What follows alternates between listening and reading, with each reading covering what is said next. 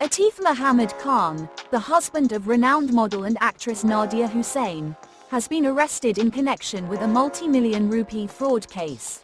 Khan previously served as the CEO of Bank Al-Falah Securities, has been charged of embezzling a staggering 540 million rupees. The allegations against Khan include the misuse of 80 million rupees of company funds for personal trading activities.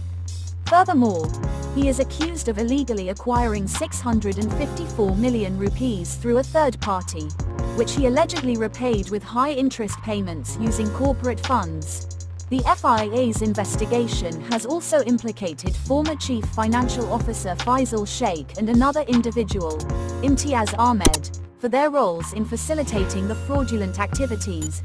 Authorities have stated that further investigations are ongoing, and more details may emerge as the case develops.